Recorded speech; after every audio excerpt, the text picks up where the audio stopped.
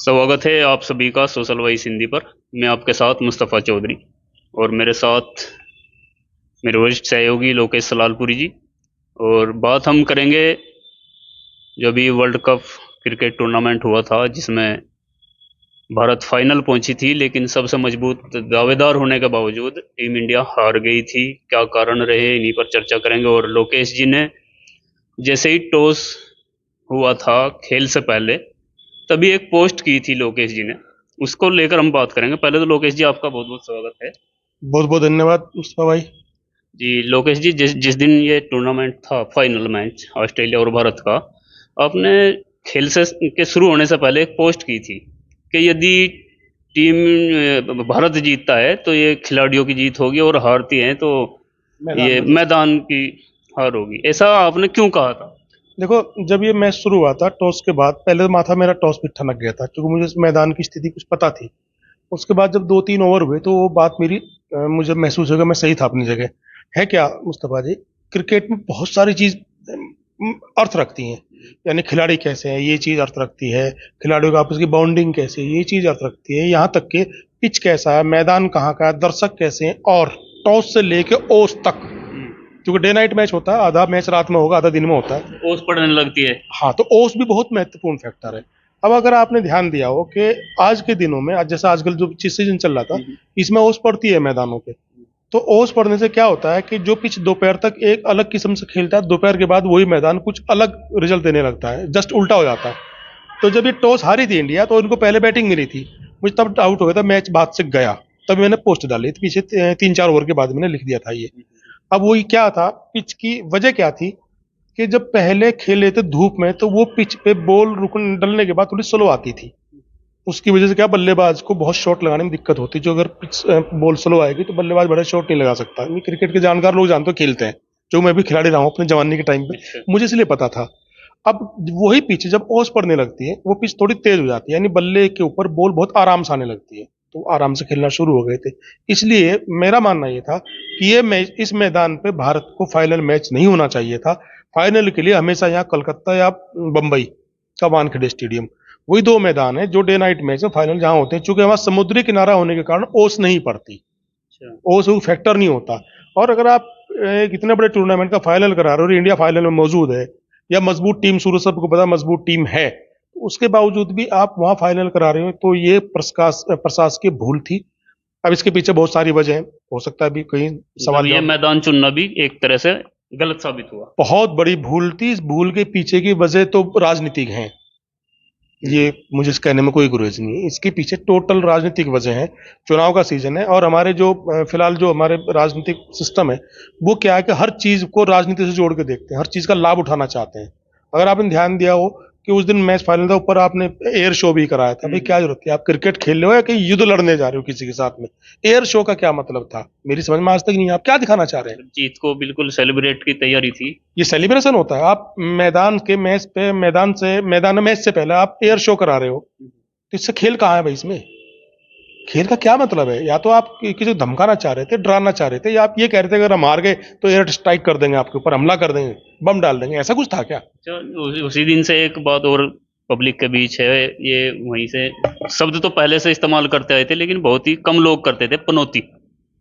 और शायद जिस तरह राहुल गांधी जी को पप्पू शब्द से बहुत मुखातिब करते थे लोग। और उस दिन से, जिस दिन से मैच इंडिया हारी, क्योंकि स्टेडियम का नाम नरेंद्र मोदी स्टेडियम था और प्रधानमंत्री जी वहाँ मौजूद थे, और तब से ये पनौती शब्द इस तरह से उछला। और फिलहाल चुनावी रैली में राहुल गांधी ने भी पनौती क्या इस्तेमाल कर लिया, बड़ी एकदम तूफान मचा बहुत हुआ है। सही टाइमिंग रही राहुल गांधी की पनौती शब्द इस्तेमाल करने के लिए। चूंकि मुस्तफा भाई आप भी आपकी ठीक ठाक उम्र है, कि हिंदुस्तान में ना हम हिंदू मुस्लिम की बात करते हैं, लेकिन अगर कोई धर्म है तो क्रिकेट है यहाँ।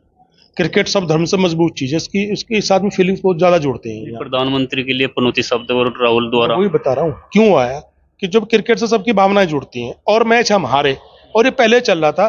क्योंकि उससे पहले अमिताभ बच्चन ने भी कहा था कि मैं जब भी मैच देखता हूँ, मैच हार जाता, वो इंडिया मैच हार जाता, तो लोगों ने उसे ट्विटर पे कहा कि आप मैच मत देखना, पनौती मत साबित होना। अच्छा। ये ट्विटर पे खूब चला था, ट्रेंड हुआ था। और जब मैच हारे तो हुआ क्या कि मोदी जी वहां लगभग 2:30 बजे पहुंच चुके थे, लेकिन भारत की हालत खराब होनी शुरू हो गई थी, वो मैच के अंदर दिखाई नहीं दिए। पहले प्रोग्राम ये था कि भारत मैच जीत ही जाएगा, इन्हें तो ये तो नहीं था टेक्निकल प्रॉब्लम कहाँ गलती हो गई, मैच जीत जाएंगे उसके बाद इसका पूरा श्रेय लेंगे। और मेरे पास कंफर्म और क्या क्या कारण रहे इस मैच को हारने में? मैच हारने मेन कारण मैदान रहा और कोई कारण नहीं था। देखिए खिलाड़ी तो बिल्कुल फॉर्म में देखो थे मैं इस बता रहा समय। हूँ अभी आपको, जैसे आपका ये वर्ल्ड कप शुरू हुआ था उससे ठीक पहले ऑस्ट्रेलिया को सीरीज में हराया था, उससे पहले पाकिस्तान को हराया था और श्रीलंका को हराया था, एशिया कप जीता था इन्होंने। तो सारे के सारे मैच जीतती आ रही थी और आज की तारीख में हिंदुस्तान की पास world cup top class pace attack है, bowling attack, top class bowling attack, उनके सामने कोई नहीं टिक पा रहा था। सारे मैच आपने देखे होंगे, सबको बुरी तरह रौन दिया था इन्होंने, लेकिन फाइनल में हार गए। क्योंकि भाई मैदान भी तो एक चीज करता महत्वपूर्ण घटक हो चुका था ना। अगर एक नॉर्मल मैदान पे होता तो पता लगता किस टीम में कितना दम है। इसी ऑस्ट्रेलिया को हराया था, पहले ही मैच में हरा, बुरी तरह हराया था। उससे पहले मैचों की सीरीज में हराया था, 15 दिन पहले ही हराया था उनको भी। तो आप लगातार सबको हराते आ रहे थे, तो आखिर फाइनल में हुआ क्या? मैदान की गलती थी, मैदान गलत चुनाव कर लिया था। ये बीसीसीआई का प्रशासनिक ढांचा कैसे काम करता है? देखो बीसीसीआई में दरअसल बहुत बड़ा बजट है, लगभग जाहिरा तौर पर तो 6,500 7,000 करोड़ का बजट बीसीसीआई का है। और आपको थोड़ा पीछे जाना पड़ेगा, जब 1983 में हमने वर्ल्ड कप जीता था तब इतना भी पैसा नहीं था खिलाड़ी को देने के लिए हमारे पास।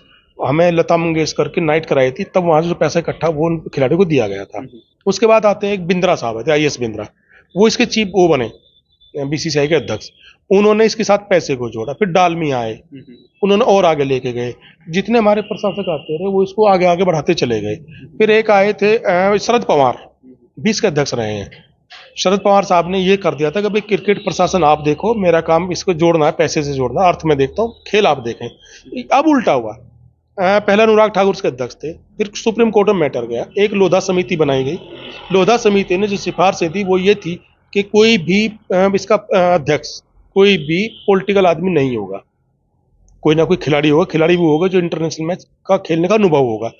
सौरभ गांगुली इसके अध्यक्ष बने, सौरभ गांगुली के साथ में अध्यक्ष बने। जब फिर एक हमारे चीफ जस्टिस आए दीपक मिश्रा जी, दीपक मिश्रा के साथ फिर कोई इन्होंने अपील की कोर्ट में जाके, तो थोड़ा सा रास्ता खिड़की खुली, तो अमित शाह के बेटे इसके सचिव बने आज जैसा। अब देखिए, हमेशा पहले क्रिकेट बोर्ड के अध्यक्ष के नाम से सब जानते कौन अध्यक्ष है। आज कोई आप जानते हैं आज कौन अध्यक्ष है? 80% लोगों को नहीं पता आज क्रिकेट बोर्ड का अध्यक्ष कौन है। उनका नाम है रोजर बिन्नी। आपने कहीं सुना? पूरा टूर्नामेंट देखा, किसने नाम लिया रोजर बिन्नी का? रोजर बिन्नी 1983 की जो वर्ल्ड कप विजेता टीम थी उसका हिस्सा थे। उनका बेटा स्टुअर्ट बिन्नी भी क्रिकेट अभी खेल रहा था कुछ दिनों पहले, वो शायद आईपीएल वगैरह भी खेलता होगा, अच्छा खिलाड़ी है वो भी, लेकिन किसी को तो नहीं पता। सब क्या जानते? जैसा जैसा जैसा। यानी इन्होंने खेल को केवल पैसा कमाने का एक साधन बना के छोड़ दिया। हर जगह खेल में पैसा, जहां पैसा वहां गुजराती टीम, वहां हमारी राजनीति। ये प्रशासकीय ढांचा थोड़ा गलत तरीके से काम कर रहा था। मैदान को चुनने के लिए कहीं ना कहीं ये भी देखा गया कि स्टेडियम का नाम प्रधानमंत्री जी के नाम से है, कहीं ये भी शायद कोई जिद रही हो पार्टी की। हाँ जिद रही है, बिल्कुल जिद रही है। मतलब यही था तो सारा के सारा कुछ, सब कुछ गुजरात में होना चाहिए, सब कुछ गुजरातियों के हाथ में होना चाहिए। ये जब खेल में गया तो दिक्कत हुई। देखो आप राजनीति करें, लेकिन खेल, सेना, इन चीजों को राजनीति से दूर रखें। अच्छा, खेल बहुत बड़ा था, वर्ल्ड कप टूर्नामेंट था, और भारत के 3 सफल क्रिकेटर सौरभ गांगुली जी, महेंद्र सिंह धोनी और वर्ल्ड कप देने वाले कपिल देव, इनको नहीं बुलाया गया, इसका क्या कारण है? हाँ, आपका बड़ा सही सवाल है। देखो कपिल, ये तो लोग अंदर खाने खुन्नस पालते हैं, मैंने महसूस किया ऐसा। कपिल देव ने, चूंकि जब वो महिला खिलाड़ियों का, पहलवानों का मैटर चल रहा था ना, कपिल देव ने उनका साथ दिया था, उनके पक्ष में खड़े हुए थे। और गांगुली से ब्रजभूषण के खिलाफ जो ब्रजभूषण वाले मैटर में खिलाड़ियों के साथ खड़े हुए थे, उनसे तो वो खुन्नस थी, उनको बुलाया नहीं गया। गांगुली के साथ में एक पॉलिटिकल मैटर था, जब गांगुली अध्यक्ष थे बीसीसीआई के, तो अगर आपको याद हो, अभी दो ज्यादा पुरानी बात नहीं है, अमित शाह खुद उनके घर गए थे। ये लोग पश्चिम बंगाल की राजनीति में शायद, हाँ, वो लोग ये चाहते थे कि पश्चिम बंगाल में ये गांगुली, चूंकि बड़ा स्टार है, सेलिब्रिटी है, ये भाजपा का चेहरा बन जाए, यानी जो ममता बनर्जी के खिलाफ गांगुली आ जाए मैदान जंग में। गांगुली चूंकि अच्छे परिवार के, उन्हें पता था पूरी, उन्होंने मना कर दिया, वो बिल्कुल एक सिरे से नकार दिया उन्होंने बात। वो उनसे वो खुन्नस थी। और कपिल देव से मैंने बताया भी आपको, ब्रजभूषण वाले मामले में खिलाड़ियों के साथ दिया था। और धोनी इन चीजों से बहुत दूर रहते हैं, जो राजनीति वाले, वो तो पहाड़ों पर थे जब मस्ती कर रहे थे, वो मैदान में नहीं गए।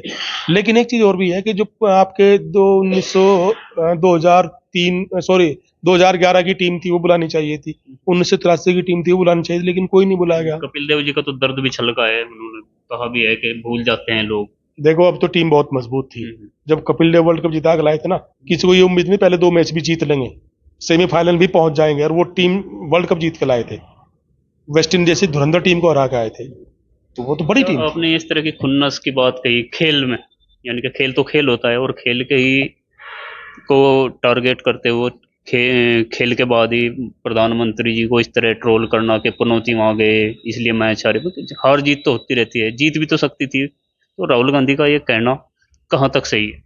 देखिए, राहुल गांधी जैसे शख्स या मोदी जैसे शख्स या जो भी बड़ा टॉप लीडर है, उनको ऐसे शब्दों से परहेज रखना चाहिए, लेकिन इसकी शुरुआत भी इन्होंने की थी। राहुल गांधी की माताजी को जर्सी गाय भी कहा गया था, सबको पता है, और राहुल गांधी को पप्पू कहा गया था, अभी मूर्खों का सरदार भी कहा गया है।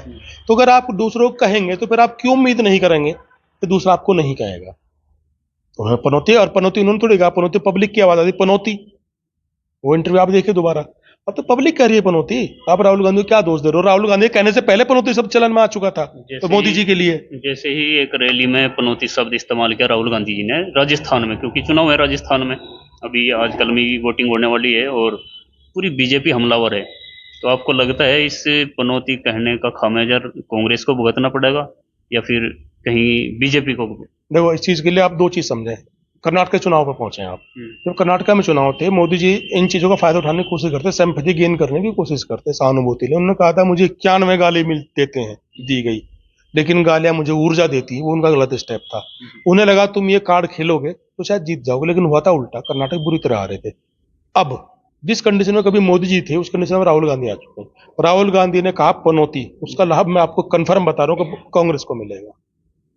अब वो हमलावर होने लगे, अब जनता देखने लगी यहाँ विकल्प कौन है भाई, अरे यार ये आदमी सीधा हमला करता है मोदी जी के ऊपर, तो फर्क पड़ता है। हालांकि मेरा पर्सनली मानना है कि इस तरह के शब्द इस्तेमाल नहीं होने चाहिए। राजनीतिक जो स्तर है वो नहीं गिरना चाहिए, चाहे वो किसी की तरफ से है। और आपने बताया भी कि ये शुरुआत किसने की, जर्सी गाय, और नीच प्रधानमंत्री जी के लिए नीच शब्द भी इस्तेमाल देखिए किया वो गया। थे, अब अपने थे वो जो कांग्रेस के नेता थे, उनकी मणिशंकर अय्यर, अय्यर जी, चूंकि साउथ इंडियन थे तो शायद ट्रांसलेशन करने में उनको हिंदी कोई इंग्लिश का वर्ड होगा, उसका ट्रांसलेशन क्या, वो नीच आ गया गूगल पे, उन नीच शब्द उनके मुंह से निकल गया। हालांकि तब कांग्रेस उनको बाहर भी कर दिया था, लेकिन वो भी गलत था, नहीं कहना चाहिए था। इस तरह की भाषा इस्तेमाल है।